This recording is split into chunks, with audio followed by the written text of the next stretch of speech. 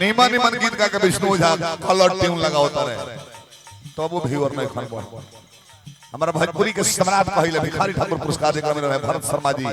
आज वो भोजपुरी सम्राट कहले नीमन गावेले सुंदर गीत गावेले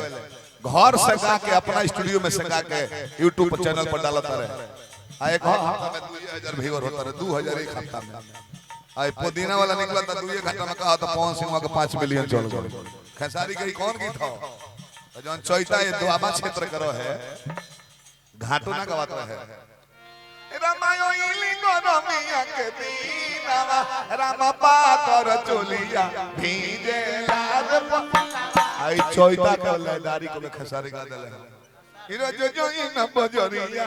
ले ले आई मोट कुका होला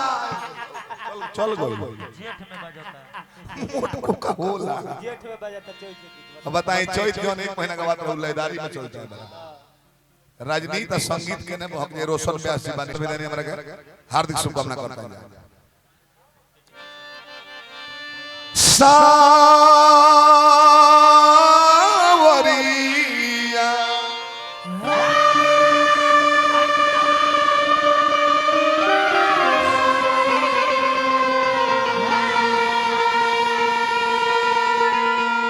सावरिया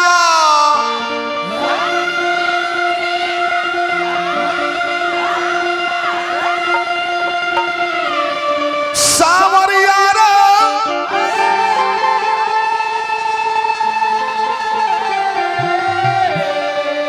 कि अब दर्दा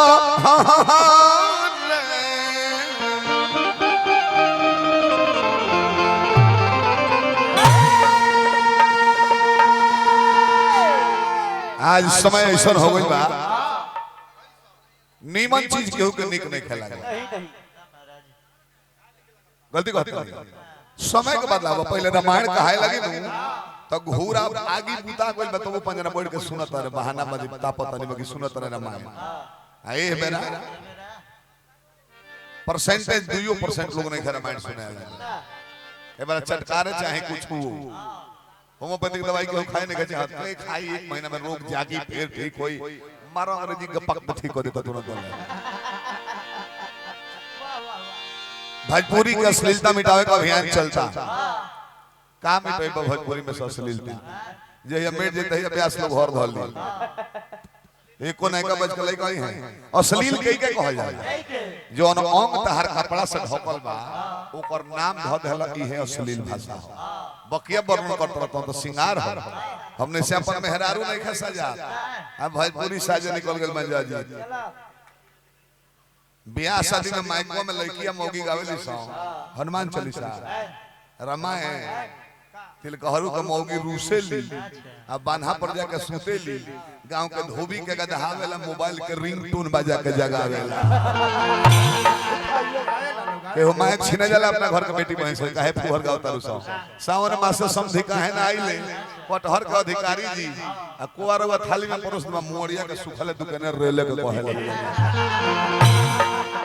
ओ बरा के माइक छीने ना जाला हमरे के ब्यास लोग होता अश्लील कहां अश्लील बा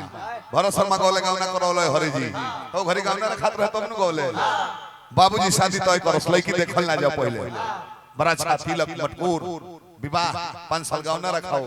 आ तब दुल्हन आओ तब दुल्हा के परिचय होके देखल कैसन बाड़ी ए बरा उ समय बा बड़ा अच्छा चढ़ल बा अभी तिलको नहीं का चढ़ल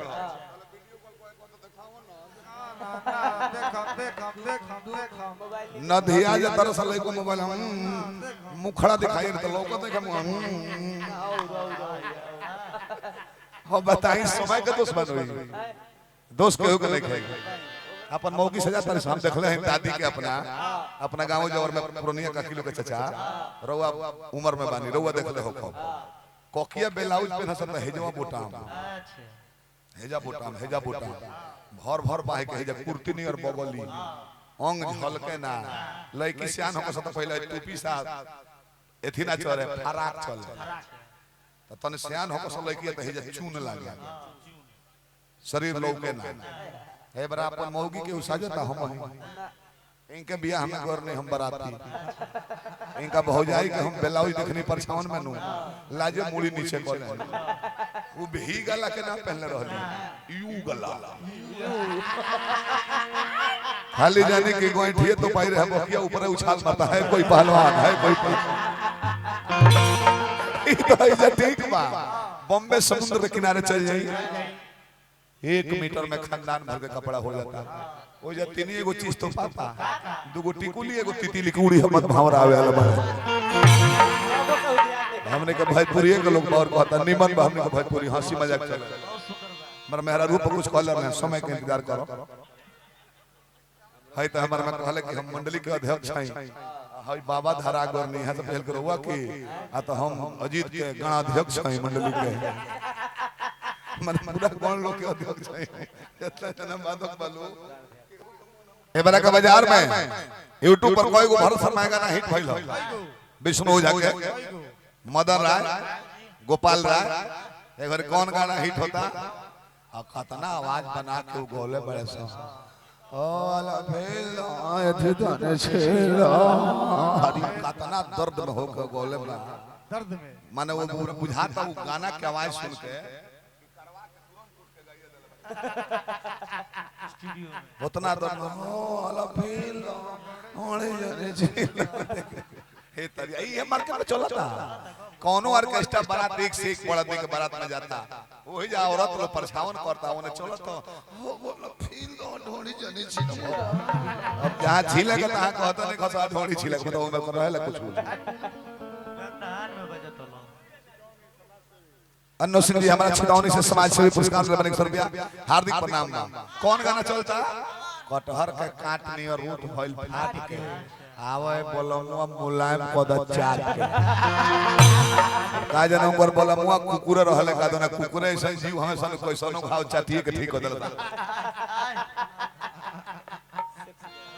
आ उतनी के गर्दन के बनावट भगवान ऐसा देले कि पूंछ के निचला भाग छोड़ के कहीं मुंह पहुंचा देला सब कहीं